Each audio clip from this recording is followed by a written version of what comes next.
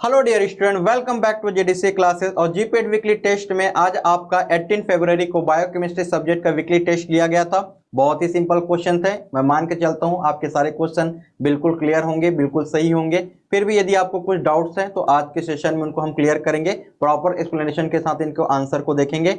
और आज का सिलेबस क्या था, आपके बायोमॉलिक्यूल्स, कार्बोहाइड्रेट, लिपिड और प्रोटीन से रिलेटेड आपके एमसीक्यू यहाँ पर वीकली टेस्ट में आपको मेंशन किया गया था। तो चलिए आज का फर्स्ट क्वेश्चन देखते हैं। फर्स्ट क्वेश्चन आपसे पूछा गया था कार्बोहाइड्रेट से। तो देखिए क्या था क्वेश्चन आपका, carbohydrate have hydrogen oxygen atom का रेशियो आपसे पूछ रहा है। और ये बहुत ही सिंपल आपके लिए क्वेश्चन था, क्योंकि यहाँ पर देखिए नेम ही इंडिकेट हो रहा है। कार्बोहाइड्रेट मतलब कार्बन और हाइड्रेट मतलब होता है आपका वाटर का मॉलिक्यूल। तो आपको तो रेशियो यहीं से दिख रहा होगा कि 1 कार्बन, यहाँ पर देखिए तो आपका 1 कार्बन, हाइड्रोजन में 2 है और यहाँ पर 1 है, तो 1:1 का रेशियो है। और इसका एक जनरल फॉर्मूला क्या होता है, CnH2nOn। और n क्या होता है आपका नंबर को डिनोट कर रहा है, मतलब जितना कार्बन होगा उतना ही आपका क्या होगा, ऑक्सीजन का मॉलिक्यूल्स होगा और हाइड्रोजन का मॉलिक्यूल्स आपका डबल होगा। एग्जांपल की बात करूं, C6H12O6, ये आपका क्या है, ग्लूकोज। तो देखिए तो आपका जितना आपका कार्बन है उतना ही ऑक्सीजन है और हाइड्रोजन का रेशियो क्या हो गया आपका डबल। ठीक है, तो देखिए यहाँ पर क्वेश्चन में आपसे क्या पूछा गया है, हाइड्रोजन और ऑक्सीजन का रेशियो पूछा गया है। तो हाइड्रोजन का रेशियो कितना होता है, हाइड्रोजन का रेशियो 2 है और ऑक्सीजन का रेशियो कितना होता है आपका 1। तो इसका डी इसका करेक्ट आंसर हो जाएगा। तो ये इसका जनरल फॉर्मूला आपको याद रखना है कार्बोहाइड्रेट का, जितने कार्बन होंगे उतने ही ऑक्सीजन के मॉलिक्यूल्स होंगे और हाइड्रोजन का मॉलिक्यूल्स डबल हो जाएगा। और इसका नेम इंडिकेट कर रहा है कार्बोहाइड्रेट मतलब जो कार्बन, हाइड्रोजन और ऑक्सीजन से मिलकर बना हुआ है, जिससे अपने को क्या मिलता है, एनर्जी मिलता है आपको। ठीक है, चलिए नेक्स्ट क्वेश्चन की तरफ मूव करते हैं। नेक्स्ट क्वेश्चन आपसे पूछा गया, eicosanoids are poly unsaturated fatty acid of carbon. तो इकोसानाइड में कितने कार्बन्स होते हैं, ये आपसे क्वेश्चन पूछा गया था। तो इसका करेक्ट आंसर क्या है, इसका करेक्ट आंसर होगा आपका 20। और इकोसानाइड्स क्या होता है आपका, प्रोस्टाग्लैंडिन हो गया, ल्यूकोट्राइन हो गया, थ्रोम्बोक्सेन हो गया, जिनको हम ऑटोकाइड्स बोलते हैं, जो लोकल हार्मोन्स हैं। इसमें कितने कार्बन्स होते हैं आपके 20 कार्बन। तो यही इसका बिल्कुल करेक्ट आंसर होगा। और देखिए ग्रीक वर्ड से ही ओरिजिन हुआ है आपका इकोसी, मतलब ही होता है आपका 20। क्लियर। और इसके एग्जांपल देख लीजिए, इसमें प्रोस्टाग्लैंडिन आपका आ जाएगा, ल्यूकोट्राइन आ जाएगा, आपका थ्रोम्बोक्सिन आ जाएगा। और इन्हीं सबको कलेक्टिवली हम क्या बोलते हैं, इकोसानाइड, जो कि पॉली अनसैचुरेटेड फैटी एसिड है जिसमें आपके 20 कार्बन्स प्रेजेंट होते हैं। ये ऑटोकाइड्स हैं, मतलब लोकल हार्मोन्स भी इनको बोल सकते हैं। जहां पर रिलीज होंगे, इस साइट पे रिलीज होंगे, वहीं पर इनका लोकल एक्शन देखने को मिलता है। चलिए नेक्स्ट क्वेश्चन की बात करते हैं। नेक्स्ट क्वेश्चन 3rd नंबर का आपका, which one is not the characteristics of the hexose monophosphate pathway से रिलेटेड आपसे क्वेश्चन पूछा गया था। और यहाँ पर क्वेश्चन में आपको स्पेशली नॉट वर्ड को क्या है, नॉट वर्ड को स्पेशली यहाँ पर नोटिस करने वाली बात है। ये जो पाथवे में जो स्टेटमेंट दिया गया है वो आपका HMP सन पाथवे का स्टेटमेंट है। तो पहला स्टेटमेंट देखिए क्या लिखा हुआ है कि HMP सन पाथवे में क्या कार्बन डाइऑक्साइड प्रोड्यूस होगा, बिल्कुल सही है, कार्बन डाइऑक्साइड रिलीज होगा आपका।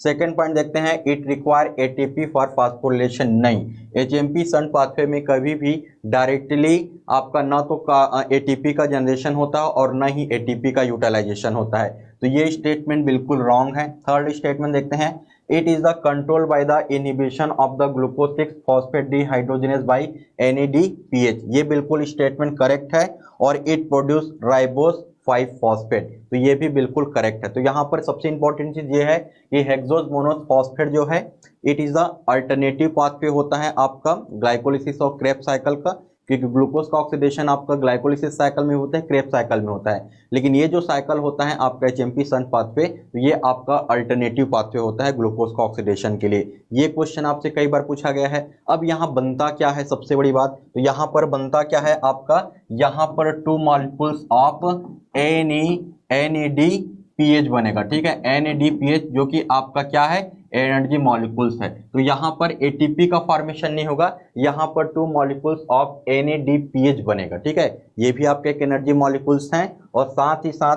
यहाँ प्रोडक्ट क्या बनता है आपका, राइबोस 5 फॉस्फेट बनता है। तो इसको याद रखिएगा। और ये कैसा शुगर है, ये आपका पेंटोस शुगर है। और ये क्या बनाएगा, आगे चल के RNA का फॉर्मेशन करेगा, क्योंकि RNA का फुल फॉर्म क्या है, राइबोन्यूक्लिक एसिड। तो इस राइबोस से ही मिलकर बना हुआ है, तभी इसको बोलते हैं हेक्सोस मोनोफॉस्फेट, या इसी का दूसरा नाम क्या है, पेंटोस फॉस्फेट पाथवे भी इनको बोला जाता है। ये काफी इंपॉर्टेंट है आपके लिए और यहाँ से क्वेश्चन आपसे जरूर पूछे जाते हैं। तो इसका बी इसका रॉन्ग स्टेटमेंट होगा। देखिए क्या है, दिस पाथवे स्टार्ट, और इस पाथवे का स्टार्ट कहाँ से होता है, ग्लूकोज का 6 फॉस्फेट से स्टार्ट होगा। और जैसा कि आप देख पा रहे हो NADPH का मॉलिक्यूल्स बना यहाँ पर, और यहाँ पर देखिए NADPH का मॉलिक्यूल्स बना, तो टू मॉलिक्यूल्स ऑफ NADPH का मॉलिक्यूल्स बना और राइबोस 5 फॉस्फेट इसमें प्रोडक्ट बनता है आपका। तो यही चीज लिखा हुआ, this pathway start with the glucose का 6 phosphate as no ATP directly utilize या produce in the HMP shunt pathway. इस बात को आपको याद रखना है। चलिए नेक्स्ट क्वेश्चन को बात करते हैं। 4th नंबर का आपका क्वेश्चन है, which one of the following is not a phospholipid. तो फॉस्फोलिपिड क्या है, एक कंपाउंड लिपिड का एग्जांपल है जिसमें लिपिड के साथ एक आपका फास्फोरस ग्रुप ऐड है। तो इसमें आपको एग्जांपल से, इसके एग्जांपल से आपसे क्वेश्चन आए हुए थे क्लासिफिकेशन वाले पार्ट। तो स्फिंगोमाइलिन भी क्या होता है, आपका फास्फोलिपिड का पार्ट होता है। आपका लेसिथिन जो होगा ये भी आपका फास्फोलिपिड है। आपका कार्डियोलिप्टिन जो होगा ये भी आपका फॉस्फोलिपिड का ही टाइप्स होता है। यहाँ पर जो गैलेक्टोसिल सेरामाइड जो होता है ये आपका फॉस्फोलिपिड नहीं होता, ये आपका ग्लाइकोलिपिड का एग्जाम्पल होता है। तो डी इसका करेक्ट आंसर होगा। ये डायरेक्ट क्लासिफिकेशन से क्वेश्चन पूछा गया था। ये वाला चार्ट आपके लिए बहुत इंपॉर्टेंट है। जैसा कि आप देख सकते हैं कि जो कंपाउंड लिपिड होते हैं आपके, कंपाउंड लिपिड में फॉस्फोलिपिड के एग्जांपल थे, स्फिंगोमाइलिन हो गया आपका, लेसिथिन हो गया, और ग्लाइकोलिपिड का एग्जांपल होता है आपका गैलेक्टोसिल सेरामाइड, या इसी का दूसरा नाम क्या है, सेरिब्रोसाइड भी हम बोल सकते हैं। और गैंग्लियोसाइड भी एग्जांपल होता है ग्लाइकोप्रोटीन, जिसमें मेन क्या होता है, इसमें मेन होता है कार्बोहाइड्रेट। जैसे नेम इंडिकेट हो रहा है यहाँ पर गैलेक्टो से गैलेक्टोस, आप गैलेक्टोस क्या है, एक आपका कार्बोहाइड्रेट। चलिए नेक्स्ट क्वेश्चन की तरफ मूव करते हैं। स्टेटमेंट बेस्ड क्वेश्चन यहाँ से पूछा गया है, देखते हैं स्टेटमेंट पढ़ के। पहला स्टेटमेंट है आपका, ग्लूकोज का 6 phosphate can be formed from glucose but not from the glycogen. ये स्टेटमेंट बिल्कुल करेक्ट स्टेटमेंट है। चलिए एक बार एक्सप्लेनेशन में देखते हैं चीजों को, इसमें आपको चीजें और भी समझ में आ जाएंगी। यहाँ पर देखिए ये आपका क्वेश्चन पूछा गया था ग्लाइकोजेनेसिस और ग्लाइकोजिनोलाइसिस प्रोसेस से आपसे क्वेश्चन पूछा गया था। तो देखिए यहाँ पर ग्लाइकोजेनेसिस मतलब क्या होता है, ग्लाइकोजेनेसिस मतलब होता है आपका ग्लूकोज से एक्स्ट्रा जो भी ग्लूकोज होगा ये ग्लाइकोजन के फॉर्म में हमारे लीवर में जाके स्टोर हो जाता है, लीवर एंड मसल में। और इस प्रोसेस को ही क्या बोला जाता है, आपका ये वाला जो प्रोसेस है ग्लूकोज से ग्लाइकोजन बनने का प्रोसेस को बोला जाता है आपका ग्लाइकोजेनेसिस। जेनेसिस मतलब क्या होता है, बनना किसी चीज का, क्लियर, और ग्लाइकोजन का बनना कहने का मतलब है। तो यहाँ पर देखिए आप ग्लूकोज से क्या बन रहा है, ग्लूकोज का 6 फॉस्फेट बन रहा है। तो पहला स्टेटमेंट तो बिल्कुल करेक्ट हो गया। अब यहाँ पर देखिए आपका ग्लाइकोजिनोलाइसिस, ग्लाइकोजिनोलाइसिस का मतलब क्या होता है, लाइसिस मतलब होता है ब्रेकडाउन होना।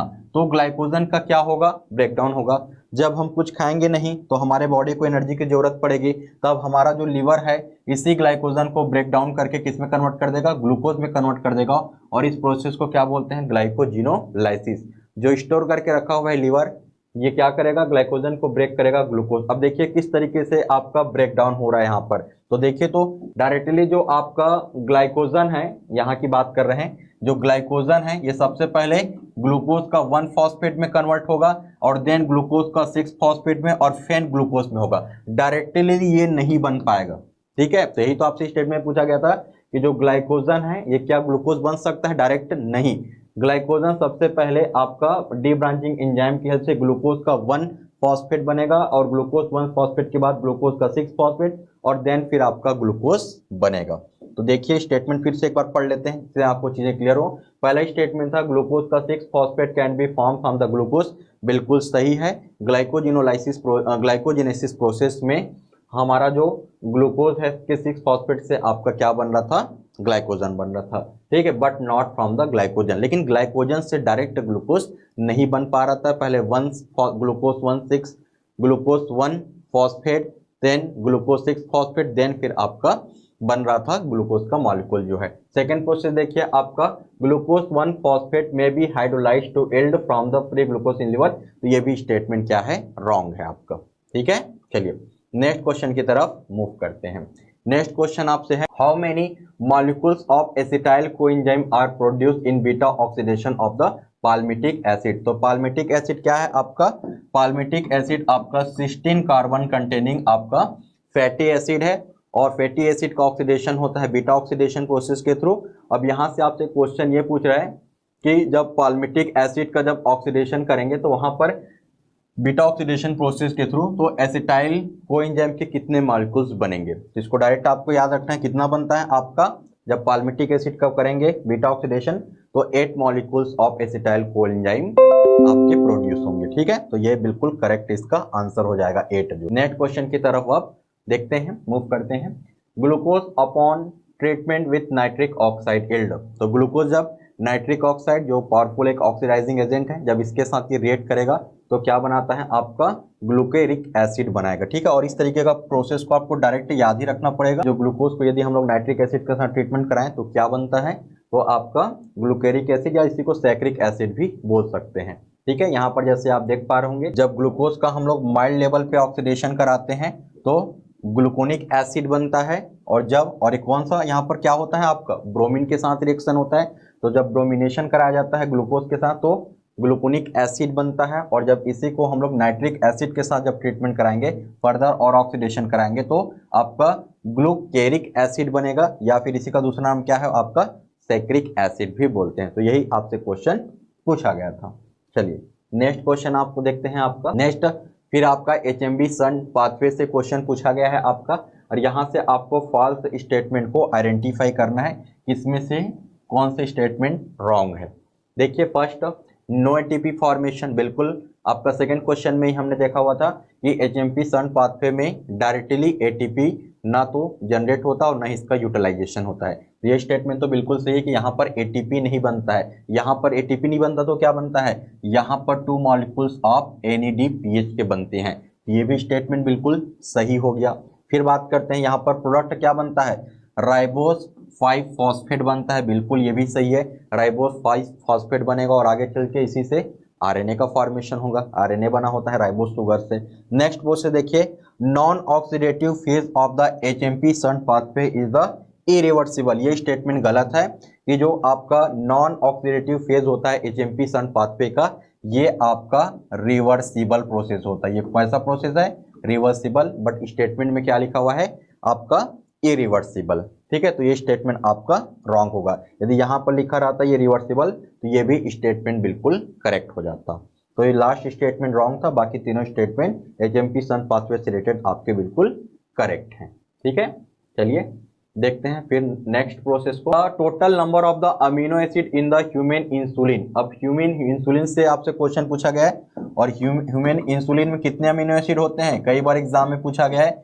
51 अमीनो एसिड होते हैं, 51 अमीनो एसिड। और इसकी चेन की बात करेंगे तो एक आपका 21 का चेन होगा, 21 अमीनो एसिड का पहला चेन, और दूसरा चेन कितना का होता है 30 चेन का होता है, 30 अमीनो एसिड का चेन होता है। ठीक है, तो क्वेश्चन क्या पूछा था आपका, टोटल नंबर ही पूछा गया था, तो 51 ही इसका करेक्ट आंसर होगा, और एक 21 का चैन होगा और दूसरा आपका 30 का चैन होता है अमीनो एसिड का। और अमीनो एसिड के बीच में कौन सा बॉन्ड होता है, पेप्टाइड बॉन्ड। इस बात को भी आपको याद रखना है। ठीक है, जैसे देखिए चैन 1 में 21 अमीनो एसिड होते हैं, चैन बी में आपके 30 अमीनो एसिड होते हैं, और दोनों के बीच में आपका डाइसल्फाइड बॉन्ड, और अमीनो एसिड के बीच में कौन सा बॉन्ड होता है, ये भी क्वेश्चन पूछा जाता है। 2 अमीनो एसिड के बीच में कौन सा बॉन्ड प्रेजेंट होता है, पेप्टाइड बॉन्ड। इस बात को भी याद रखते हुए चलना है आपको। ठीक है, और इन दोनों चैन के बीच में डाइसल्फाइड बॉन्ड प्रेजेंट होते हैं। बहुत ही सिंपल क्वेश्चन था। चलिए नेक्स्ट क्वेश्चन की तरफ आप मूव करते हैं। नेक्स्ट क्वेश्चन है, आप following is the important sterol in fishes form from cholesterol by bacteria in lower intestine.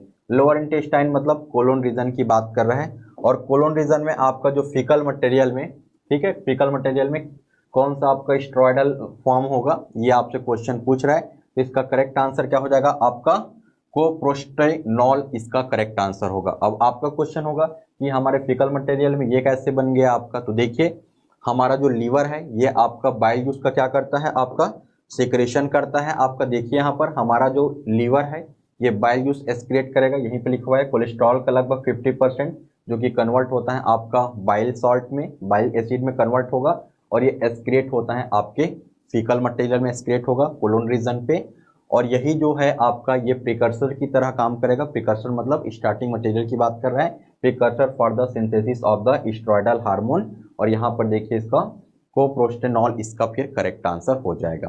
Clear हो गया इतने सारी चीज। नेक्स्ट क्वेश्चन की तरफ अब मूव करते हैं।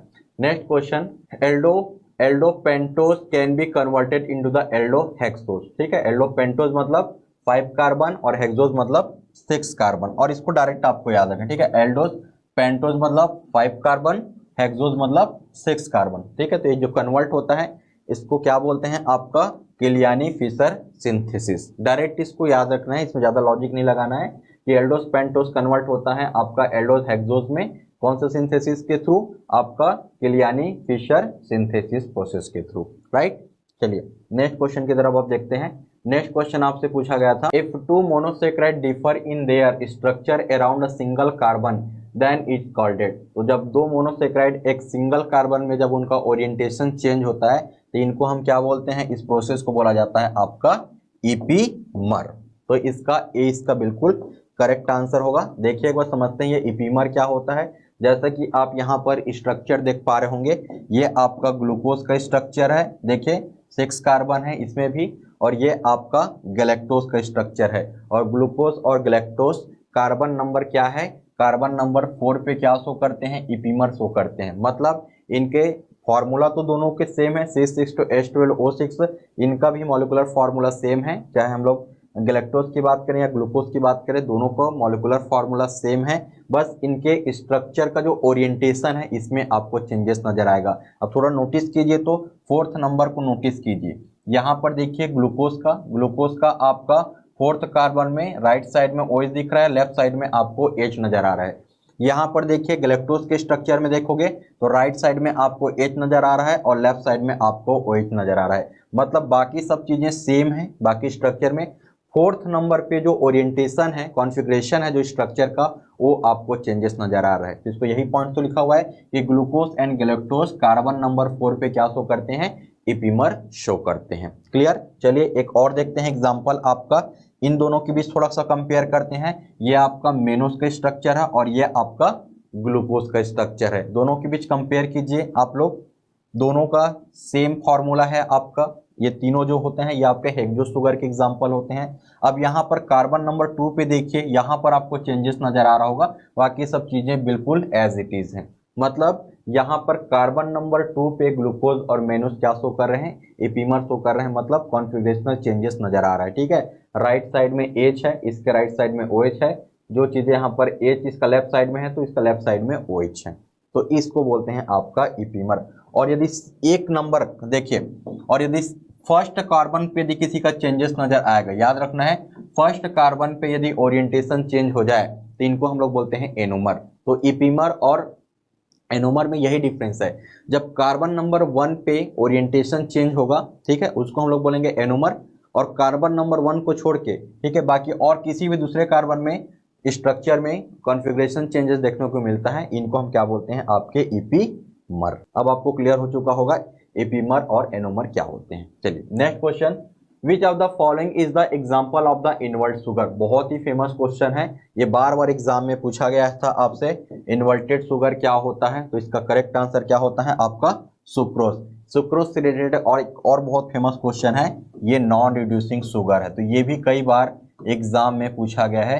नॉन रिड्यूसिंग शुगर बोले या फिर इन्वर्टेड शुगर बोले, आपको आंसर क्या करना है, सुक्रोज। ठीक है, चलिए नेक्स्ट क्वेश्चन की तरफ अब देखते हैं। ये रिपीटेड क्वेश्चन है, कई मेनी टाइम ऐसे क्वेश्चन आपसे पूछा हुआ है। Next, following amino acid does not exhibit optical isomerism. तो आपसे क्वेश्चन पूछ रहा है कि इनमें से कौन सा अमीनो एसिड है जो आपके ऑप्टिकली इनएक्टिव है। क्वेश्चन तो आपका यही है कि जो आपका ऑप्टिक आइसोमेरिज्म शो नहीं करता है, मतलब वो ऑप्टिकली क्या है, इनएक्टिव है, और इसका करेक्ट आंसर क्या हो जाएगा, ग्लाइसिन अमीनो एसिड क्या है, ऑप्टिकली इनएक्टिव है।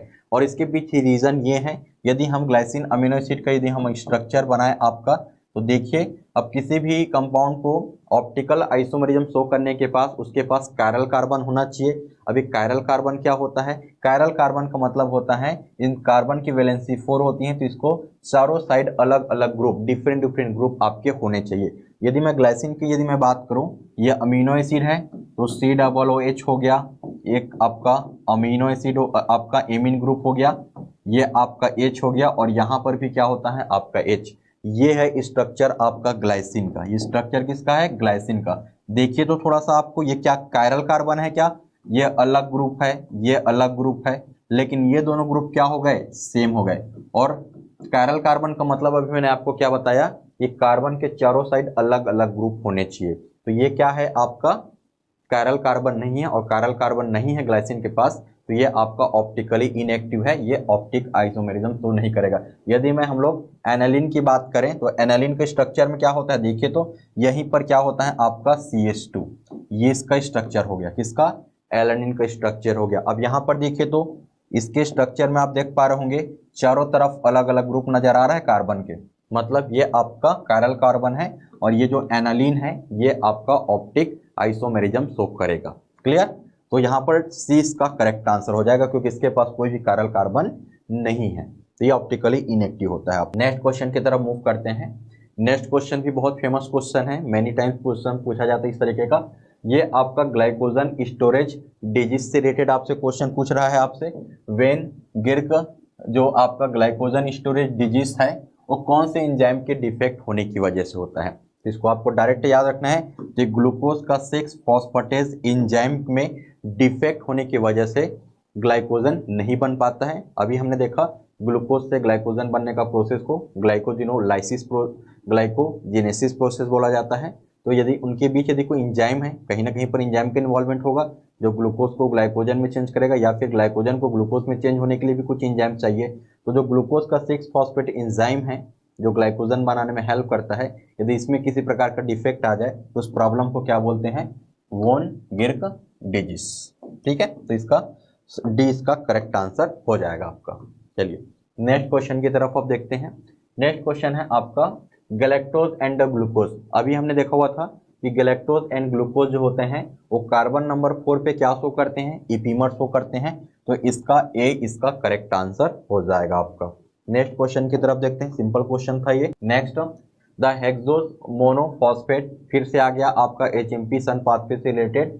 हेक्सोज मोनोफॉस्फेट HMP पाथवे की बात करें, प्रोड्यूस टू यूजफुल प्रोडक्ट। अब आपसे क्वेश्चन पूछ रहा है कि इसमें 2 यूजफुल प्रोडक्ट बनते हैं, उनके बारे में आपको बताना है। तो देखिए हमने स्टार्टिंग में ही आपको बताया था कि HMP सन पाथवे में आपका ATP नहीं बनता है, क्या बनता है? 2 मॉलिक्यूल्स ऑफ NADPH बनेगा जो कि एनर्जी मॉलिक्यूल्स है, और क्या बनता है आपका राइबोज 5 फॉस्फेट का भी यहाँ पर सिंथेसिस होता है। तो इसका बी इसका करेक्ट आंसर हो जाएगा। चलिए नेक्स्ट क्वेश्चन की तरफ मूव करते हैं। जैसा कि आप यहाँ पर देख पा रहे होंगे NADPH और NADPH 2 NADPH मॉलिक्यूल्स बनते हैं, और साथ ही साथ राइबोज का 5 फॉस्फेट का भी सिंथेसिस होता है। ये बिल्कुल करेक्ट हो जाएगा आपका। नेक्स्ट 18 नंबर का क्वेश्चन को आप सॉल्व करते हैं। Which among the following is non essential amino acid. तो यहाँ से क्वेश्चन पूछ रहा है कि नॉन इसेंशियल अमीनो एसिड का एग्जांपल बताइए। तो इसका करेक्ट आंसर क्या हो जाएगा? सेरिन जो होता है ये आपके नॉन इसेंशियल अमीनो एसिड है, और इनको हम एक ट्रिक की हेल्प से आपको याद करा देते हैं। देखिए यदि अमीनो एसिड की बात करें तो इसेंशियल अमीनो एसिड का मतलब क्या होता है? जो हमको डाइट से लेना पड़ता है, जो हमारी बॉडी नहीं बना पाती है। क्या लिखा हुआ है? ऐसा amino acid can not be synthesized by the body, जो हमारी बॉडी नहीं बना पाती है। जो बॉडी नहीं बना पाएगी तो उसको हमको डाइट से लेना पड़ता है, और जो चीज़ हमको डाइट से लेना पड़ता है वो हमारे लिए इसेंशियल होता है। और इसको याद रखने का तरीका क्या होता है? VIP हाल में TT, बहुत ही सिंपल ट्रिक है। VIP हाल में TT, VIP हाल में TT, इस नाम से आपको याद रखना है। देखिए valine, isoleucine, phenyl aniline, histidine, arginine, leucine, lysine, और में से आपको कोरिलेट कर लेना है मेथियोनिन को, और थ्रियोनिन और थियोफाइलिन हो जाएगा आपका TT से। भाई TT जो टिकट काटने वाले होते हैं वो किसी VIP से कम थोड़ी है, तो इस तरीके से आपको याद रखें VIP हाल में TT ये आपका इसेंशियल अमीनो एसिड के एग्जाम्पल हैं। और नॉन इसेंशियल अमीनो एसिड का मतलब है जिनको हमारी बॉडी बना लेता है आपका, ठीक है। They can be synthesize bye the body, और जिन चीज़ों को हमारा बॉडी बना लेता है वो हमारे लिए नॉन इसेंशियल है, इनको अपने को डाइट से लेने की बिल्कुल भी ज़रूरत नहीं है। इसको याद रखने का तरीका क्या होता है, कटप्पा 3G। बाहुबली मूवी आपने देखा होगा, कटप्पा का नाम सबको याद होगा। तो कटप्पा के पास एक 3G मोबाइल था, इस तरीके से आप लोग याद रखिए, कटप्पा कटप्पस 3G। तो देखिए कटसी से आपका cysteine, alanine, tyrosine, asparagine, proline, aspartic acid, serine, glycine, glutamic और आपका ग्लूटामिक एसिड, ग्लूटा और एक आपका ग्लाइसिन हो गया। या इसको इस तरीके से आप याद रख सकते हो, ए का क्यूब ले लो आप लोग और जी का क्यूब, इस तरीके से भी आप याद कर सकते हो, क्योंकि एलानिन हो गया, एस्पैराजिन हो गया, एस्पार्टिक एसिड इसका हो गया और आपका ग्लाइसिन, ग्लूटामिन और ग्लूटामिक एसिड हो गया आपका जी का क्यूब। ठीक है, अब इसको देखिए, आपका ये जो सेमी इसेंशियल का मतलब होता है, जब हम बचपन में थे, चाइल्ड की बात करें हम लोग, तो चाइल्ड में जब ग्रोइंग एज में उसकी बॉडी में ये नहीं बनता है, लेकिन जैसे ही वो एडल्ट एज में आएगा उसकी बॉडी में बनना स्टार्ट होता है। इनको बोलते हैं semi essential amino acid. Example क्या है, आर्जिनिन और हिस्टीडीन। तो बहुत ही इंपॉर्टेंट चार्ट है, इसको आपको याद रखते हुए चलना है। चलिए नेक्स्ट क्वेश्चन की तरफ देखते हैं, 19 नंबर। The role of the glutathione in the tissue include all except. Glutathione क्या है, ग्लूटाथियोन आपका एंटीऑक्सीडेंट है। ये क्या होता है, एंटीऑक्सीडेंट है। तो एंटीऑक्सीडेंट है, ये क्या करेगा, हाइड्रोजन पेरोक्साइड को डिकम्पोज करेगा, यही काम तो होता है। जो फ्री रेडिकल्स होते हैं इनको बनने नहीं देते हैं, जो एंटीऑक्सीडेंट होता है। साथ ही साथ ये डिटॉक्सिफिकेशन का भी काम करते हैं, जिससे हमारा टिश्यू हेल्दी रहे, जल्दी से उसमें रिंकल्स वगैरह का फॉर्मेशन ना हो। और ये बायोलॉजिकली एक्टिव होता है इन ऑक्सीडाइज फॉर्म। ये जो अपने ऑक्सीडाइज फॉर्म में अपनी एक्टिविटी को शो करेगा आपका ग्लूटाथियोन, जो कि आपका एंटीऑक्सीडेंट। मेथियोनिन के एक्टिवेशन में इसका कोई भी इन्वॉल्वमेंट नहीं होता है। क्लियर हो गया इतने सारे चीज को।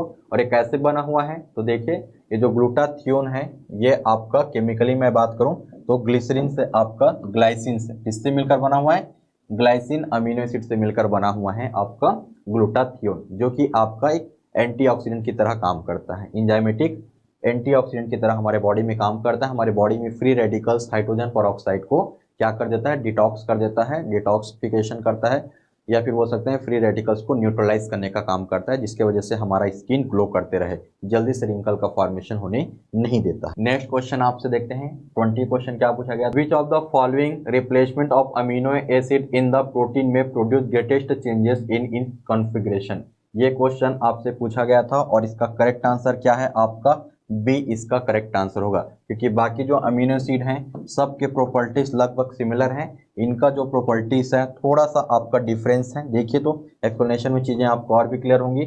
बात करते हैं, आपका ग्लू का मतलब होता है ग्लूटामेट, ग्लूटामेट और वेलिन की यदि मैं बात करूं, ग्लूटामेट और वेलिन का देखिए यहाँ पर, ये जो ग्लूटामेट होता है इसमें कौन सा चार्ज होता है, नेगेटिव चार्ज होता है, और साथ ही आपका पोलर नेचर का होगा। और वेलिन की बात करें तो वेलिन क्या होता है आपका नॉन पोलर नेचर का होगा। तो सबसे ज्यादा चेंजेस आपको इसी में नजर आएगा। क्वेश्चन यही तो था ना आपका कि कौन सा जो पेयर है उसमें सबसे ज्यादा आपको चेंजेस देखने को मिलेगा कॉन्फ़िगरेशनल। ठीक है, तो यही इसका करेक्ट आंसर होगा। बाकी देखिए सेरिन और थ्योरिन की बात करें तो दोनों का नेचर क्या है, पोलर है, और दोनों क्या है, अनचार्ज है, कोई प्रॉब्लम नहीं होगी। ठीक है, पोलर नेचर का भी है और अनचार्ज अमीनो एसिड है, सिमिलर प्रॉपर्टीज है दोनों का प्रॉपर्टीज क्या है आपका सिमिलर।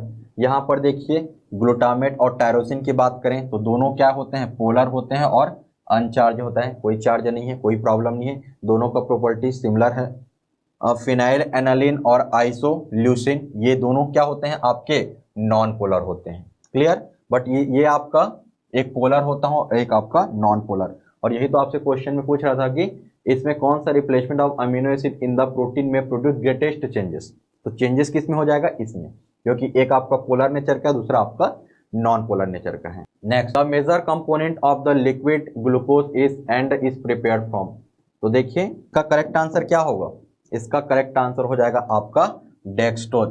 5% डेक्सट्रोज का बॉटल का ड्रिप तो जरूर चढ़ा होगा। जब बॉडी में इलेक्ट्रोलाइट्स की डिफिशियंसी हो जाती है, जब बॉडी में एनर्जी लेवल डाउन होता है, तो एक तो NS का बॉटल चढ़ता है और दूसरा डेक्सट्रोज का बॉटल चलता है। तो वही तो आपसे क्वेश्चन पूछ रहा है, लिक्विड ग्लूकोज का एग्जाम्पल बताओ। तो लिक्विड ग्लूकोज का एग्जाम्पल क्या है आपका, ये डेक्सट्रोज इसका करेक्ट आंसर हो जाएगा। ठीक है, इसी का तो बॉटल चढ़ता है जिससे अपने बॉडी को क्या मिलता है, एनर्जी मिलता है। तो इसका सी इसका करेक्ट आंसर होगा। देख लीजिए बाकी जो डेक्स्ट्रीन है ये क्या चीज होता है, तो ये आपका जो डेक्स्ट्रीन वर्ड है ये ब्रेक डाउन प्रोडक्ट होता है आपका स्टार्च। स्टार्च क्या है आपका पॉलीसेकेराइड, और इसी का ब्रेक डाउन प्रोडक्ट को क्या बोलते हैं हम लोग आपका डेक्स्ट्रीन। डेक्स्ट्रॉन फिर किसको बोलेंगे, डेक्स्ट्रॉन एक जेल है जो बैक्टीरिया से ऑब्टेन होता है ग्लूकोज का, जब उससे रिएक्शन करेगा तो। फिर बात करते हैं डेक्सट्रोज का, तो ये आपका ग्लूकोज का सॉल्यूशन है जिसको हम लोग मेडिकल पर्पस में प्रैक्टिस में इनको यूज किया जाता है। चलिए नेक्स्ट क्वेश्चन की तरफ अब मूव करते हैं। नेक्स्ट क्वेश्चन मैच करने वाला था आपका। पहला स्टेटमेंट क्या था, mirror image of the each other. तो मिरर इमेज को किसको बोलते हैं आपका, mirror image of each other. तो मिरर इमेज को बोलते हैं हम लोग आपका इनेंशियोमर। इनेंशियोमर मतलब mirror image of the each other.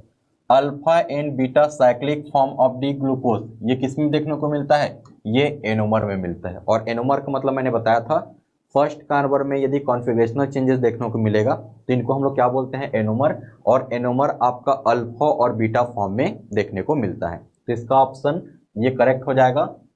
To monosaccharide differ each other in their configuration around a single specific carbon. ये किसका डेफिनेशन हो गया आपका इपीमर का। हमने देखा हुआ था ग्लूकोज गैलेक्टोज कार्बन नंबर 4 पे इपीमर शो कर रहे थे, और ग्लूकोज मेनोस कार्बन नंबर 2 पे क्या शो कर रहे थे, इपीमर शो कर। फिर structure of glucose, structure of glucose या तो पायरानोज होगा या तो प्यूरानोज फॉर्म में होगा। तो ये इसका करेक्ट आंसर हो जाएगा, ठीक है, बी इसका करेक्ट आंसर आपका हो जाएगा। नेक्स्ट बात करते हैं आपका विच of the following reaction generate ATP. अब एटीपी कैसे बनेगा, तो अब एटीपी बनेगा आपका glycolysis cycle, Krebs cycle, electron transport chain, ये सबसे क्या मिलता है अपने को, एनर्जी मिलता है। तो यहाँ पर देखिए सबसे लास्ट स्टेप में आपको लिखा हुआ है कि जो आपका फॉस्फोइनोल पायरुवेट से क्या बनता है, पायरुवेट। ग्लाइकोलिसिस साइकिल आपको पता होगा, ग्लूकोज का ऑक्सीडेशन होता है और फाइनली किस में कन्वर्ट होता है आपका पायरुवेट में कन्वर्ट होता है, जिससे अपने को 8 एटीपी का जनरेशन होता है। ये है आपका ग्लाइकोलिसिस साइकिल, जिसमें ग्लूकोज का क्या होता है, ब्रेक डाउन होता है और ग्लूकोज फाइनली किस में कन्वर्ट होता है, पायरुवेट में कन्वर्ट होता है और अपने को क्या मिलता है, एनर्जी मिलता है। यही तो क्वेश्चन आपसे पूछ रहा था कि एटीपी का जनरेशन के बारे में। तो ये इसका करेक्ट आंसर हो जाएगा कि फॉस्फोइनोल पायरुवेट से फाइनली क्या बनता है, पायरुवेट, और इससे आपका ग्लाइकोलिसिस साइकिल यहाँ पर कंप्लीट होगा और आपको 8 एटीपी मिलेगा। आगे चल के फिर क्रेब्स साइकिल चलेगा, वहां पर और भी एनर्जी मिलना स्टार्ट हो जाएगा बॉडी, ठीक है। तो ये देखिए ग्लाइकोलिसिस का पाथवे है और यहाँ पर सबसे लास्ट स्टेप में आप देख पा रहे होंगे ये जो फॉस्फोइनोल पायरुवेट है, यहाँ पर देखिए एडीपी से क्या बन रहा है, एटीपी बन रहा है और फाइनली क्या बनता है, पायरुवेट। और टोटल कितना मिलता है, 8 एटीपी मिलता है। चलिए नेक्स्ट क्वेश्चन को अब देखते हैं। Next question, which of 2 waste product are remove from the blood in liver by ornithine cycle. पहला क्वेश्चन, यूरिया साइकिल और ऑर्निथिन साइकिल कहाँ पर चलता है, लिवर में चलता है। एक क्वेश्चन तो यही हो गया। अब यहाँ पर ठीक है, जो लिवर है ये इसमें ऑर्निथिन साइकिल क्यों चल रहे हैं, क्योंकि जो अमोनिया है और कार्बन डाइऑक्साइड है, और स्पेशली बात करूँ मैं अमोनिया, तो इसको यूरिया में चेंज किया जाता है। क्योंकि जब प्रोटीन का मेटाबॉलिज्म होता है या फिर बोल सकते हैं जब अमीनो एसिड का मेटाबॉलिज्म होता है, इससे क्या बनता है, अमोनिया बनता है। अमोनिया बहुत ज़्यादा डेंजर होता है हमारे बॉडी के लिए, तो हमारा लिवर में यूरिया साइकिल चलता है और निथिन साइकिल उसी को बोलते हैं, जो आपका अमोनिया को किस में कन्वर्ट कर देता है, यूरिया में कन्वर्ट करता है, जो हमारे लिए कम टॉक्सिक है। और बाद में इसको किडनी के पास भेज दिया जाता है, जहाँ पर यूरिन के थ्रू ये बॉडी से रिमूव हो जाता है। तो इसका सी ही इसका करेक्ट आंसर हो जाएगा आपका।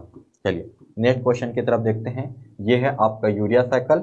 यहाँ पर जो अमोनिया है ये देखिए आपका कार्बोमाइल फॉस्फेट सिंथेसिस एंजाइम की हेल्प से क्या बनता है आपका कार्बोमाइल फॉस्फेट, जो ऑर्निथिन के साथ रिएक्ट करते बनाएगा सिट्रुलिन, सिट्रुलिन के बनाए के बाद बनता है आर्जिनोसक्सिनेट, आर्जिनिन, और फाइनली क्या बनता है आपका यूरिया बनता है, जो किडनी के पास जाएगा और यूरिन के थ्रू एक्सक्रिएट आउट हो जाएगा हमारे बॉडी से, ठीक है। इसको याद रखने के लिए आपको कोक्का से याद रख सकते हो, ठीक है, कोक्का, ठीक है, यही तो ट्रिक हो जाएगा। देखिए ये सी से हो गया, ओ से ऑर्निथिन हो गया, और इसको ये वाला ट्रिक लगाना है आपको, कोक्का वर्ड से आपको पूरे साइकिल्स याद हो जाएंगे, ठीक है। तो देखिए सी से कार्बोमाइल फॉस्फेट, ओ से ऑर्निथिन, फिर सी से आपका सिट्रुलिन, एक ए का मतलब होता है आर्जिनिन और दूसरा ए का मतलब होता है आर्जिनिन, और फाइनली क्या बनता है, यूरिया बनता है। तो कोक्का नाम से आप पूरा यूरिया साइकिल को याद कर सकते हैं, जो कहाँ पर चलता है, लीवर में चलता है। साइड भी आपसे क्वेश्चन पूछा जाता है। चलिए अब नेक्स्ट क्वेश्चन को देखते हैं। Next 25 question, which of the following amino acid is not aliphatic amino acid. तो आपसे क्वेश्चन पूछ रहे हैं कि इसमें एलिफेटिक अमीनो एसिड नहीं है, पूछ रहा है, क्योंकि नॉट वर्ड जुड़ा हुआ है। तो यहाँ पर आपको नजर आ रहा होगा ट्रिप्टोफैन, जो कि आपका एरोमेटिक अमीनो एसिड है। एरोमेटिक अमीनो एसिड मतलब साइक्लिक स्ट्रक्चर इसमें देखने को मिलता है, रिंग फॉर्म में इसका स्ट्रक्चर देखने को मिलेगा। बाकी ये सब चीजें आपकी एग्जाम्पल क्या है, आपका एलिफेटिक अमीनो एसिड का एग्जाम्पल है। तो क्लासिफिकेशन भी आपको रिंग के हिसाब से, कार्बन्स के हिसाब से आपको पता होना चाहिए। जैसा कि आप यहाँ पर देख पा रहे होंगे, एलानिन है आपका, वेलिन है, ल्यूसिन है और आइसोलेशन है। इसमें आपको किसी प्रकार का कोई भी रिंग सिस्टम देखने को नहीं मिलेगा। और एरोमेटिक अमीनो एसिड का एग्जांपल होता है आपका ट्रिप्टोफैन जो है, ठीक है। टायरोसिन हो गया, ट्रिप्टोफैन हो गया, इसमें आपको बेंजीन रिंग या फिर फिनॉल रिंग जरूर देखने को मिलता है, साइक्लिक रिंग देखने को मिलेगा। नेक्स्ट क्वेश्चन, न्यूट्रल थायो ether aliphatic amino acid found in the protein. तो देखिए यहाँ पर ये जो आपका थायो वर्ड जो है, आपका थायो का मतलब क्या होता है, सल्फर। तो सल्फर कंटेनिंग अमीनो एसिड की बात चल रही है यहाँ पर आपका, ठीक है। तो या तो आपका सिस्टीन होगा या तो मेथियोनिन होगा, क्योंकि यही दोनों क्या है, आपका सल्फर कंटेनिंग अमीनो एसिड है। तो ये दोनों तो आप पहले ही काट दो यहाँ पर। तो इसका करेक्ट आंसर क्या हो जाएगा, आपका मेथियोनिन इसका करेक्ट आंसर हो जाएगा। क्योंकि यहाँ पर यदि आप इनका स्ट्रक्चर देखोगे मेथियोनिन का, तो देखिए इसमें आपको मिथाइल थायो ग्रुप नजर आ रहा होगा, थायो ईथर ग्रुप आपको मिल रहा है। ये किसका स्ट्रक्चर है, आपका मेथियोनिन अमीनो एसिड, जो कि सल्फर कंटेनिंग अमीनो एसिड है। और इसका स्ट्रक्चर में आपको थायो ईथर ग्रुप आपको नजर आ रहा होगा, ठीक है। तो सिस्टीन और methionine sulphur containing amino acid है, इस बात को आपको याद रखना है। Next, in peptide chemistry phenyl isothiocyanide is used. अब इसका आपका यूज पूछ रहा है, जो कि एडमिन रीजन है। और इस एडमिन रीजन का काम क्या होता है, ये अमीनो एसिड को सीक्वेंस को आइडेंटिफाई करने के लिए यूज होता है।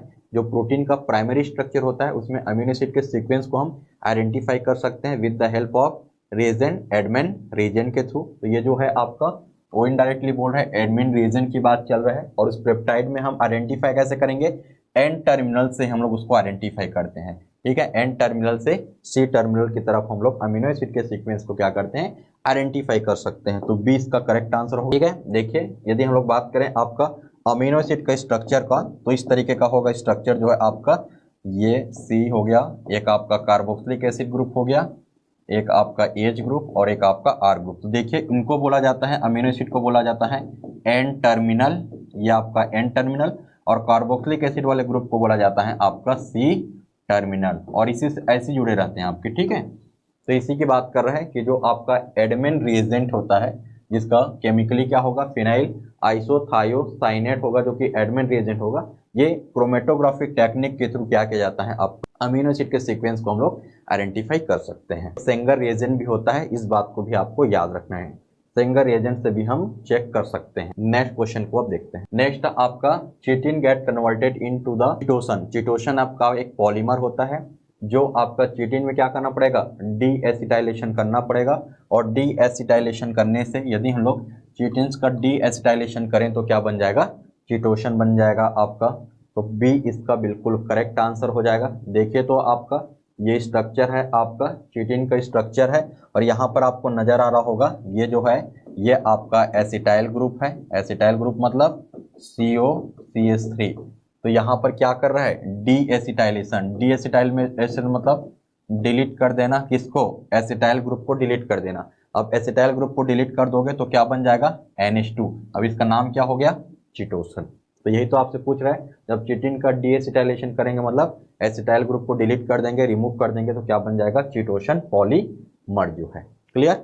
चलिए, तो एक फैक्ट लेवल पे क्वेश्चन है, इसको आपको डायरेक्ट ही याद रखना पड़ेगा। Next 29 question, a compound with an OH group and OR group bounded to the same carbon. जब सेम कार्बन पे OH ग्रुप और OR ग्रुप प्रेजेंट हो तो उनको हम क्या बोलते हैं, उनको हम बोलते हैं आपका हेमी एसिटल ग्रुप। उस ग्रुप का नाम क्या है, हेमी एसिटल ग्रुप। चलिए एक्सप्लेनेशन में चीजों को आपको समझ में आएगा। देख पा रहे होंगे यहाँ पर, जब हम लोग एल्डिहाइड और अल्कोहल का जब ट्रीट कराएंगे, एल्डिहाइड अल्कोहल CHO, ये एल्डिहाइड हो गया, एल्डिहाइड और अल्कोहल, तो देखिए क्या बनता है आपका हेमी एसिटल। और हेमी एसिटल का मतलब होता है एक ही कार्बन पे, सेम कार्बन पे OH ग्रुप भी अटैच हो और यहाँ पर OR ग्रुप भी हो, इनको क्या बोलते हैं, हेमी एसिटल। नेक्स्ट क्वेश्चन की तरफ अब मूव करते हैं। नेक्स्ट आपका 13 नंबर का, which one of the following amino acid is the most effective contributor of the protein buffer. तो प्रोटीन बफर में सबसे इंपॉर्टेंट रोल होता है आपका हिस्टिडीन अमीनो एसिड का। और एक पॉइंट आपको और भी याद रखना है, इसी हिस्टिडीन से आगे चल के क्या बनता है, आपको हिस्टामिन बनेगा। तो इसका करेक्ट आंसर क्या होगा, ठीक है, प्रोटीन बफर के रूप में किसको यूज किया जाता है, हिस्टिडीन को यूज किया जाता है। चलिए थोड़ा सा एक्सप्लेनेशन पार्ट में चीजों को समझते हैं। ये प्रोटीन बफर क्या होता है आपका, बफर का मतलब तो आपको समझ में आ गया होगा। बफर का मतलब क्या है, हम बफर सॉल्यूशन को ऐड करते हैं ताकि पीएच में ज़्यादा चेंजेस देखने को ना मिले, ठीक है। तो पीएच में चेंजेस को प्रिवेंट करने के लिए हम क्या यूज़ करते हैं, बफर सॉल्यूशन यूज़ करते हैं। तब यहाँ पर प्रोटीन बफर में हिस्टिडीन को क्यों यूज़ कर रहे हैं, चलिए इसके पीछे हम लोग रीज़न को समझते हैं। तो यहाँ पर देखिए कि जो प्लाज्मा प्रोटीन है, वहाँ पर आपका जो प्लाज्मा प्रोटीन मतलब ब्लड की बात कर रहे हैं आपका, ठीक है, ब्लड की प्लाज्मा की बात कर रहे हैं यहाँ पर। तो प्लाज्मा प्रोटीन में जो हीमोग्लोबिन है आपका, और जो प्लाज्मा प्रोटीन होते हैं लाइक एल्ब्यूमिन हो गया, ग्लोबुलिन्स हो गया, ये सब आपके प्लाज्मा प्रोटीन्स होते हैं। ये सब साथ मिलकर together contribute to the protein buffer system of the blood, ठीक है। जो हमारे प्लाज्मा प्रोटीन होते हैं, एल्ब्यूमिन, ग्लोबुलिन और हीमोग्लोबिन है, ये साथ में मिलकर क्या बनाते हैं, आपका protein buffer solution system of the blood. Blood का पीएच कितना होता है, 7.4, ठीक है, इस बात को भी याद रखना है। और buffering capacity of the protein, और प्रोटीन का जो बफरिंग कैपेसिटी होता है ये किस पे डिपेंड करता है, pK of the ionisable group of the amino acid, ठीक है। जो अमीनो एसिड का जो पीके वैल्यू है इस पे ये डिपेंड करता है, बोल रहा है। यहाँ पर देखिए कि जो imidazole group of the histidine, क्योंकि जब आप हिस्टिडीन का स्ट्रक्चर देखोगे जिससे आगे चल के हिस्टामिन बनता है, तो इसमें कौन सा रिंग सिस्टम प्रेजेंट होता है, हिस्टिडीन में प्रेजेंट होता है इमिडाजोल रिंग सिस्टम प्रेजेंट होता है। और इसका पीएच क्या होता है, इसका पीएच नहीं होता, इसका पीके की बात करें, इसका पीके कितना होता है, 6.5, जो कि मोस्ट इफेक्टिव कॉन्ट्रीब्यूटर होता है प्रोटीन बफर का। यही तो आपसे क्वेश्चन पूछ रहा था कि सबसे इफेक्टिव कौन होगा इन सब में, तो हिस्टिडीन जो होगा, क्योंकि इसमें इमिडाजोल रिंग सिस्टम होता है और साथ ही साथ इसका जो पीके है इसका वैल्यू होता है आपका 6.4, ठीक है, 6.7 इसका पीके वैल्यू है।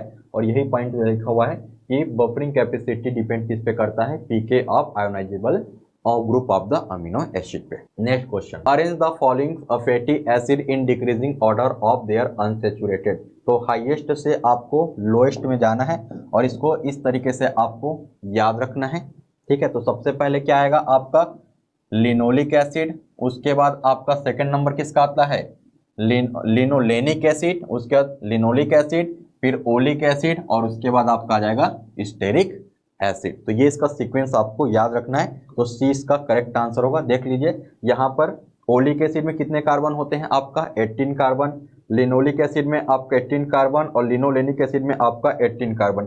तीनों में तो कार्बन कितने होते हैं आपके, ये तीनों आपके क्या हैं, unsaturated fatty acid. Unsaturated fatty acid का मतलब होता है जिसमें आपके डबल बॉन्ड प्रेजेंट होते हैं, जिसमें डबल बॉन्ड प्रेजेंट होते हैं इनको हम क्या बोलते हैं, unsaturated fatty acid. Saturated fatty acid का मतलब होता है जिसमें सिंगल बॉन्ड प्रेजेंट हो, ठीक है, जिस फैटी एसिड में सिंगल बॉन्ड प्रेजेंट होते हैं इनको हम बोलते हैं सैचुरेटेड फैटी एसिड। और अनसैचुरेटेड फैटी एसिड मतलब जिसमें डबल बॉन्ड प्रेजेंट हो। तो यहाँ पर देखिए लिनोलिक एसिड में आपके कितने होते हैं, यहाँ पर आपका 1 डबल बॉन्ड होगा, आपका यहाँ पर 2 डबल बॉन्ड होगा, और इसके पास 3 डबल बॉन्ड होगा। तो सबसे ज़्यादा किसके पास है, लिनोलिक एसिड, उसके बाद लिनोलिक एसिड, उसके बाद ओलिक एसिड, और एक ऑप्शन था आपका स्टेरिक एसिड।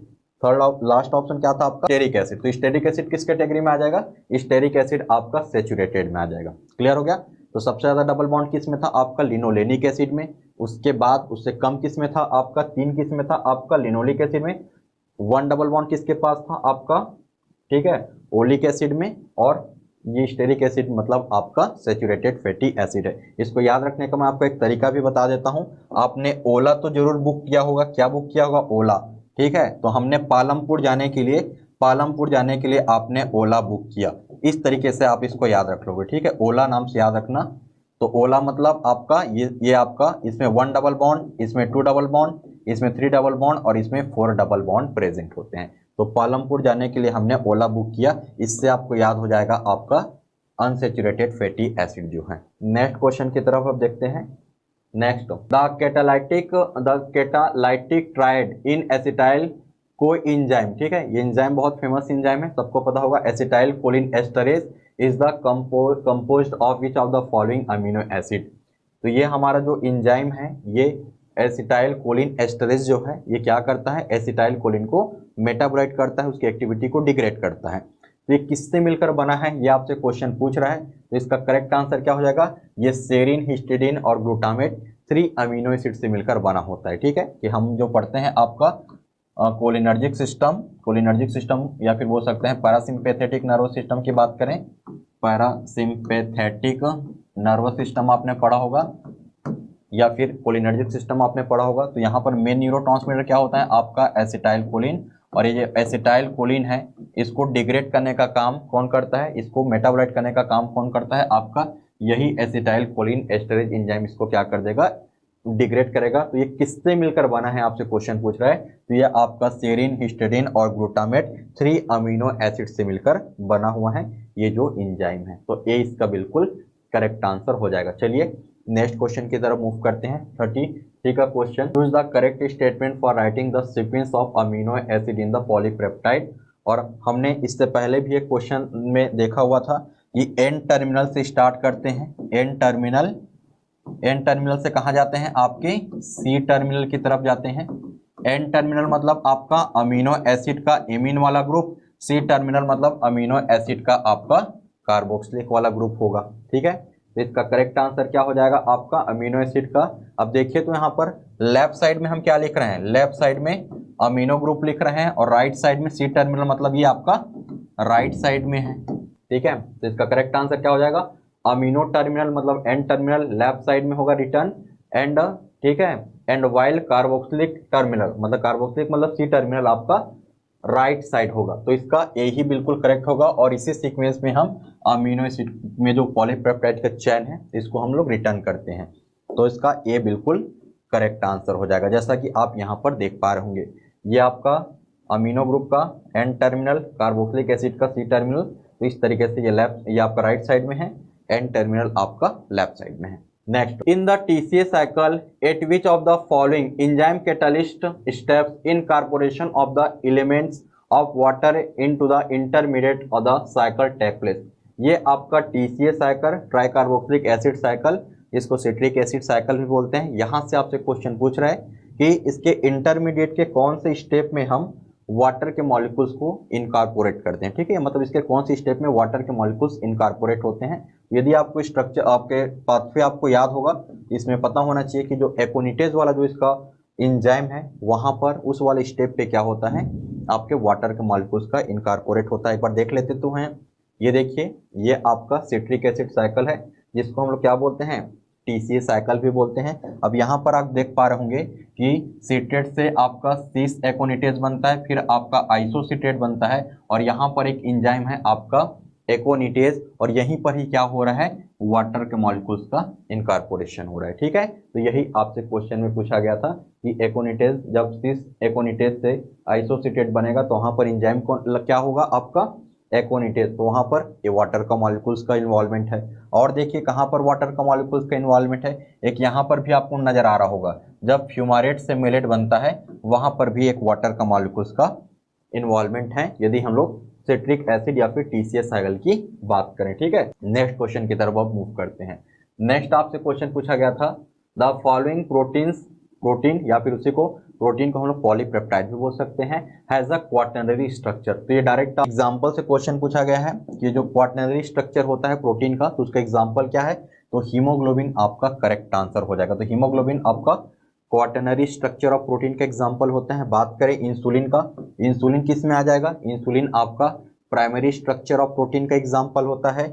मायोग्लोबुलिन जो किस में मिलता है, मसल में मिलेगा, जो कि आपका टर्सरी प्रोटीन के एग्जांपल होते हैं। ये क्वेश्चन डायरेक्ट आपके कहाँ से पूछा गया था, प्रोटीन के स्ट्रक्चर्स में जो primary, secondary, tertiary, quaternary structure होता है प्रोटीन का, तो वहाँ एग्जांपल से आपसे क्वेश्चन पिक किया गया था। ठीक है, जैसा कि आप देख पा रहे होंगे क्वाटर्नरी जो स्ट्रक्चर होता है एक थोड़ा सा कॉम्प्लेक्स स्ट्रक्चर है, जैसा कि आपको नजर आ रहा होगा, ये आपका क्वाटर्नरी स्ट्रक्चर है हीमोग्लोबिन का। एक तो हीमोग्लोबिन हो गया, एक आपका एस्पार्टेट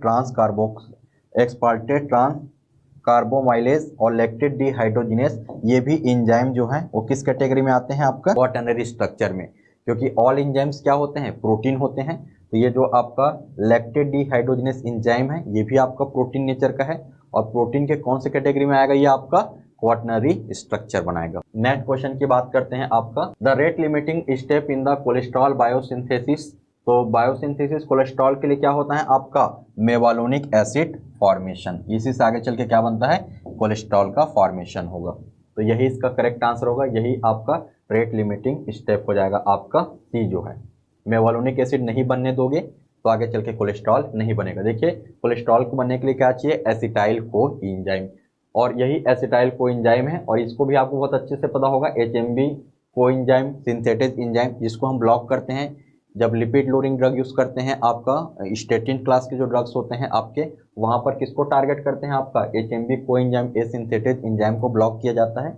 और आगे चल के देखिए आपका मेवालोनेट बनता है, और फाइनली क्या बनता है, पूरे स्टेप्स आप नहीं बताएंगे, कोलेस्ट्रॉल जिसमें आपका 27 कार्बन होते हैं।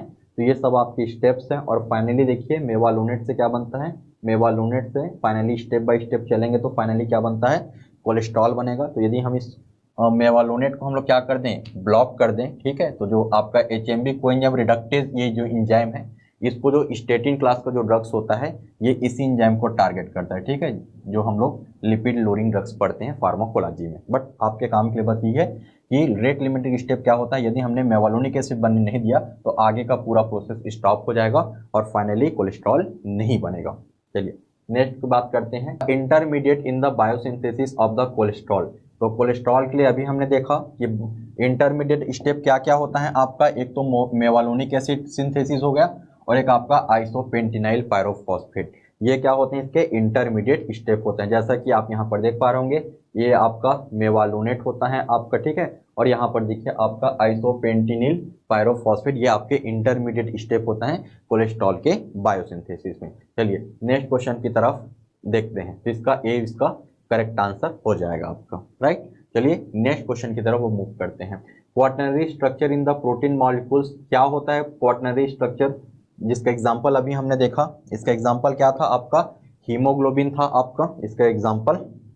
अब इसके बारे में आपसे पूछ रहा है, तो ये क्या होता है, स्पेसिफिक अरेंजमेंट होता है प्रोटीन्स का, जिसमें मल्टीपल सब यूनिट होते हैं और मल्टीपल सब यूनिट प्रॉपर्टीज होते हैं। मतलब दो आपके, जैसे हम लोग बात करें प्राइमरी स्ट्रक्चर में, तो वहां पर सिंगल आपके पॉलीपेप्टाइड के चेन्स होते हैं, लेकिन यदि क्वाटरनरी की बात करें तो यहाँ पर आपके 2 से 3 आपके मल्टीपल्स आपके क्या हो सकते हैं, पॉलीपेप्टाइड के चेन जो होते हैं वो आपस में क्या है, क्वाटरनरी स्ट्रक्चर प्रोटीन का फॉर्मेशन करते हैं। तो यही है, मल्टीपल सब यूनिट हो सकते हैं और मल्टीपल प्रोटीन्स के सब यूनिट, जैसे हीमोग्लोबिन इसका बेस्ट एग्जांपल होगा आपके लिए। तो इसका बी इसका करेक्ट आंसर होगा, जैसा कि आप देख पा रहे हैं, एक ग्लोबुलिन का चैन है अल्फा अल्फा, और यहाँ पर देखिए बीटा के भी हैं, तो थोड़ा सा कॉम्प्लेक्स स्ट्रक्चर होता है आपके प्रोटीन का। नेक्स्ट क्वेश्चन की तरफ आप देखते हैं, अब देखिए यहीं पर इसी का स्टेटमेंट भी पूछा गया है कि क्वाटरनरी स्ट्रक्चर का मतलब आप क्या समझते हैं। तो क्वाटरनरी स्ट्रक्चर का मतलब देखिए यहाँ पर स्पेसिफिक एसोसिएशन ऑफ द 2 या मोर कॉपी ऑफ द पॉलीपेप्टाइड। देखिए हम जो प्राइमरी स्ट्रक्चर देखते हैं प्रोटीन का, उसमें सिंगल पॉलीपेप्टाइड की चेंज होती है, जैसे एग्जांपल क्या था आपका इंसुलिन। लेकिन यदि हम लोग क्वाटरनरी स्ट्रक्चर की बात करें तो यहाँ पर देखिए 2 या मोर पॉलीपेप्टाइड का क्या होगा, चैन होगा, यही बोल रहा है, इसके वजह से जो कि बायोलॉजिकली एक्टिव होता है, जैसे एग्जांपल आपका हीमोग्लोबिन। तो प्राइमरी मतलब एक लीनियर फॉर्म में होता है आपका इंसुलिन, उसका एग्जांपल है प्राइमरी का, जो कि सिंपलेस्ट फॉर्म होता है आपका प्रोटीन स्ट्रक्चर का, और सबसे कॉम्प्लेक्स फॉर्म कौन सा होता है, क्वाटरनरी स्ट्रक्चर होता है, जिसमें आपके 2 से ज़्यादा पॉलीपेप्टाइड चेन्स आपस में देख लीजिए स्ट्रक्चर बनाएंगे इस तरीके का, हीमोग्लोबिन का, जैसे हमने अभी स्ट्रक्चर आपको दिखाया था यहाँ पर, ठीक है। यहाँ पर देखिए 1 2 3 4 2 से ज़्यादा है ना पॉलीपेप्टाइड्स, ये मिलके क्या बना रहे हैं आपका प्रोटीन्स बना रहे हैं, हीमोग्लोबिन बना रहे हैं, जो कि बायोलॉजिकली एक्टिव है। नेक्स्ट आपको मैच करना है, देखिए क्या लिखा हुआ है आपका, न्यूट्रल थायो एलिफेटिक अमीनो एसिड। तो थायो का मतलब क्या होता है, थायो का मतलब होता है सल्फर, इसका मतलब क्या होता है सल्फर। तो आपसे क्या पूछ रहा है, सल्फर कंटेनिंग अमीनो एसिड आपसे पूछ रहे हैं, तो सल्फर कंटेनिंग अमीनो एसिड होता है MC। तो MC मतलब आपका मेथियोनिन और सिस्टीन। तो इसका कौन सा आंसर करेक्ट होगा, बी इसका करेक्ट आंसर होगा, जैसा कि आप यहाँ पर देख पा रहे होंगे। यहाँ पर देखिए सल्फर है आपका जो कि सिस्टीन है, और मेथियोनिन में देखिए यहाँ पर जो मेथियोनिन है यहाँ पर भी आपको सल्फर नजर आ रहा होगा। नेक्स्ट क्वेश्चन मैच करना था आपको। अब इस मैच करने से पहले आप थोड़ा सा देख लीजिए, जैसे यहाँ पर अमीनो एसिड दिया गया है और इसका कॉमन डिग्रेडेटिव प्रोडक्ट दिया यहाँ पर बताया गया है आपका, ठीक है, जो कि सिट्रिक एसिड साइकिल इंटरमीडिएट की यहाँ पर बात चल रही है। एक बार आप पाथवे देख लेंगे तो आपको चीज़ें जल्दी क्लियर हो जाएंगी। ये वाला पहले पाथवे देख लीजिए, इसके बाद आप उसको आंसर करेंगे, तब आपको चीज़ें ज़्यादा भी क्लियर होंगी। जैसे देखिए पायरुवेट के लिए देख लीजिए क्या होता है। पायरुवेट के लिए आपका alanine amino acid, cysteine, glycine, आपका सेरिन और थ्रियोनिन होता है। बात करते हैं आपका ऑक्सलो, ये आपका कौन सा साइकिल है, टीसीएस साइकिल है। तो ऑक्सलो के लिए क्या होता है आपका एस्पैराजिन अमीनो एसिड, फिर एस्पार्टेट और फिर क्या बनेगा, ऑक्सलो एसीटेट होगा। यहाँ पर देखिए सक्सिनाइल कोएंजाइम के लिए क्या है आपका आइसोल्यूसिन, मेथियोनिन, थ्रियोनिन और वेलिन जो होता है आपका। तो ये आपको याद रखना है इस स्टेप्स को, ठीक है। चलिए नेक्स्ट क्वेश्चन की तरफ देखते हैं। Lactose intolerance is because of lake of. तो लैक्टोज क्या होता है, इसी को हम लोग बोलते हैं मिल्क शुगर, को हम लोग क्या बोलते हैं, ये आपका डाइसेक्राइड है और इसको बोलते हैं मिल्क शुगर। इंटॉलरेंस मतलब, ठीक है, इसको लेने के बाद मतलब वॉमिटिंग आने वाली फीलिंग आ जाएंगी। और जिनको इंटॉलरेंस होता है, जैसे बोलते हैं ना किसी को मिल्क से इंटॉलरेंस रहता है, कहने का मतलब है इन्हीं की बात कर रहा है, क्योंकि इसमें जो लैक्टोडिहाइड्रोजिनेस नाम का जो इंजाइम है वो सही से काम नहीं कर रहा है, इसकी एक्टिविटी में डिफेक्ट आ गया है, इसका एक्टिविटी सही से काम नहीं करेगा। तो जो मिल्क वाला प्रोडक्ट है या बोल सकते हैं डेयरी प्रोडक्ट को, वो पेशेंट है, जो पर्सन है जिसमें लैक्टोज इंटॉलरेंस की प्रॉब्लम है, वो डाइजेस्ट नहीं कर पाएगा, ठीक है। तो इसका बी इसका करेक्ट आंसर हो जाएगा, क्योंकि यही तो उसको डाइजेशन में हेल्प करेगा, ये जो इंजाइम है। यदि इसमें किसी प्रकार का कोई प्रॉब्लम होगा तो लैक्टोज इंटॉलरेंस की प्रॉब्लम होगी, जिसके वजह से उस पर्सन को मिल्क को इस तरीके से गुड बॉय बोलना पड़ेगा, ठीक है। कभी भी वो लेगा मिल्क प्रोडक्ट तो उसमें प्रॉब्लम देखने को मिल देगा। Synthesis of the urea take place कहाँ पर होता है, यूरिया साइकिल आपका लीवर में होगा। सिंपल क्वेश्चन था आपका। Next, the conversion of the fructose 1,6-bis phosphate to the glyceraldehyde three phosphate, ये आपके ग्लाइकोलिसिस से आपसे क्वेश्चन पूछा गया था। और इसमें कौन सा एंजाइम इन्वॉल्वमेंट होता है, एल्डोज फॉस्फेट। इस एल्डोज जो एंजाइम है ये इसका करेक्ट आंसर होगा। तो सी इसका करेक्ट आंसर होगा। जैसा कि आप देखिए ग्लाइकोलिसिस साइकिल में ग्लूकोज का 6-फॉस्फेट, फिर फ्रक्टोज का फिर क्या होता है, फ्रक्टोज का 6-फॉस्फेट होता है, फिर फ्रक्टोज का 1,6-बाइफॉस्फेट, और फ्रक्टोज को 1,6-बाइफॉस्फेट के बाद जो एल्डोलेज नाम का जो एंजाइम है, ये फ्रक्टोज के 1,6-bis फॉस्फेट को किसमें ब्रेक करेगा, डाइहाइड्रोक्सी एसीटोन फॉस्फेट और ग्लिसरेल्डिहाइड 3-फॉस्फेट में ब्रेक करेगा। और यही इंटरमीडिएट स्टेप को आपसे क्वेश्चन पूछ रहा था, ठीक। फ्रुक्टोज 1,6-bis फॉस्फेट को कौन स्प्लिट करता है, तो एल्डोलेज एंजाइम करेगा। नेक्स्ट, फिर से आपको मैच करना था यहाँ पर 45 नंबर वाले क्वेश्चन में। तो जो आपका अभी हमने देखा ग्लिसरेल्डिहाइड 3 जो फॉस्फेट है, इसका रिलेशन किसके साथ है, ग्लाइकोलिसिस साइकिल में। अभी तो हमने देखा एल्डोलेज जो एंजाइम है ये फ्रक्टोज 1,6-बाइफॉस्फेट को ग्लिसरेल्डिहाइड 3-फॉस्फेट में क्या कर रहा है, कन्वर्ट कर रहा है। तो इसका रिलेशन ग्लाइकोलिसिस साइकिल के साथ है। और एरेचिडिक एसिड का रिलेशन किसके साथ होगा, प्रोस्टाग्लैंडिन जो कि ऑटोकाइट्स है, इसको बनने के लिए इंपॉर्टेंट होता है। नेक्स्ट क्वेश्चन, ठीक है। तो प्रोस्टाग्लैंडिन बनाने में, थ्रोम्बोक्सेन बनाने में आपका एरेचिडोनिक एसिड का इन्वॉल्वमेंट होता है। और ये जो आपका ग्लिसरेल्डिहाइड 3-फॉस्फेट होता है, ये आपका भी हमने देखा हुआ था कि ग्लाइकोलिसिस पाथवे का ये प्रोसेस। नेक्स्ट 46 क्वेश्चन है, आपको मैच करना है यहाँ पर चीज़ों को। देखिए मोनोसेक्राइड मतलब सिंपलेस्ट शुगर होता है। कौन है इसमें monosaccharide, mannose, glucose, fructose, mannose, galactose, ये सब आपके क्या होते हैं, सिंपलेस्ट फॉर्म होते हैं मोनोसेक्राइड्स के। डाइसेक्राइड मतलब जिसमें 2 शुगर यूनिट होते हैं, एग्जाम्पल क्या होते हैं, माल्टोज हो गया, सुक्रोज हो गया, ये सब आपके डाइसेक्राइड होते हैं। होमोपॉलीसेक्राइड मतलब स्टार्च हो गया, सेल्यूलोज हो गया, ये आपके पॉलीसेक्राइड के एग्जाम्पल होते हैं।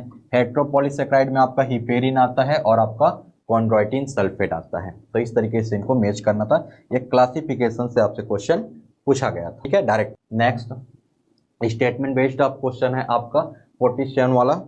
देखिए reducing sugar are the hemi acetal, जो रिड्यूसिंग शुगर होते हैं, सुक्रोज को छोड़ देना क्योंकि सुक्रोज क्या होता है, non reducing sugar.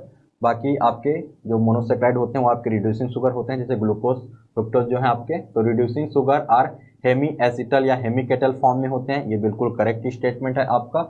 Reducing sugar are not exhibit mutarotation, ये स्टेटमेंट बिल्कुल रॉन्ग है, क्योंकि रिड्यूसिंग शुगर म्यूटारोटेशन शो करते हैं, ठीक है। यहाँ पर भी गलत स्टेटमेंट है, sucrose is a reducing sugar, नहीं, सुक्रोज नॉन रिड्यूसिंग का एग्जाम्पल होता है। तो पहला स्टेटमेंट सही है, बाकी 2 स्टेटमेंट इसके रॉन्ग है।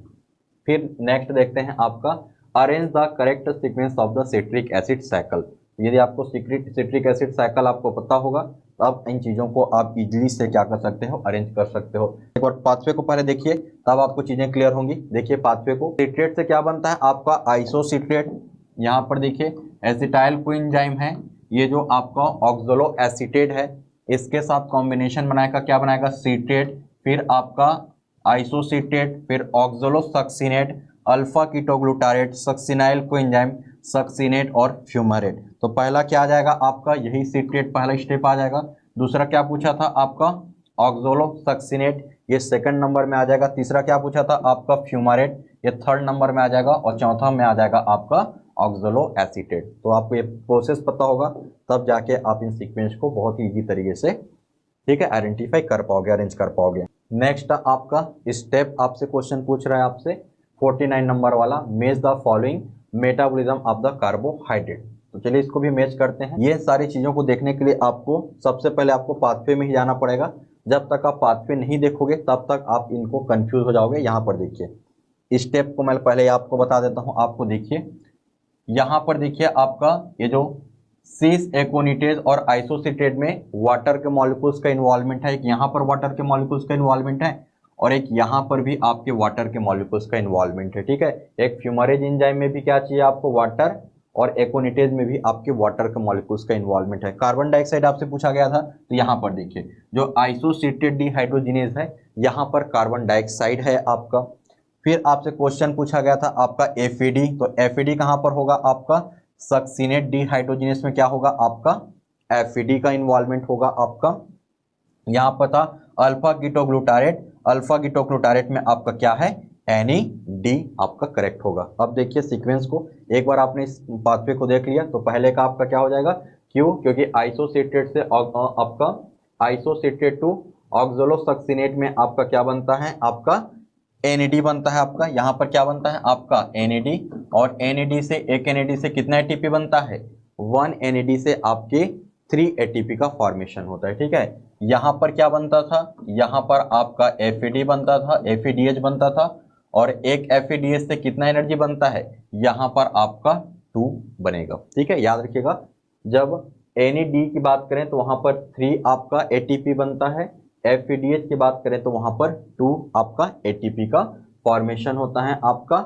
इसके बाद जो सिट्रेट से एकोनिटेज जो एंजाइम हमने देखा हुआ था, यहाँ पर वाटर के मॉलिक्यूल्स रिलीज होते थे, और ऑक्सोलोसक्सिनेट से अल्फा कीटोग्लूटारेट में कार्बन डाइऑक्साइड क्या हो रहा था आपका, रिलीज हो रहा था। चलिए लास्ट क्वेश्चन को देखते हैं। लास्ट क्वेश्चन है, बहुत ही सिंपल है, कार्बोहाइड्रेट का आपका टेस्ट से क्वेश्चन पूछा गया है। देखते हैं, मैच करते हैं इसको भी। आपका बारफोर्ड टेस्ट, ये किसके लिए होता है, मोनोसेक्राइड को डाइसेक्राइड से आइडेंटिफाई करने के लिए बारफोर्ड टेस्ट होता है। फेलिंग टेस्ट होता है, रिड्यूसिंग शुगर को आइडेंटिफाई करने के लिए होता है। मोलिस टेस्ट कॉमन टेस्ट होता है कार्बोहाइड्रेट के लिए, और आयोडीन टेस्ट होता है आपका स्टार्च जो कि पॉलीसेक्राइड है, इनको आइडेंटिफाई करने के लिए।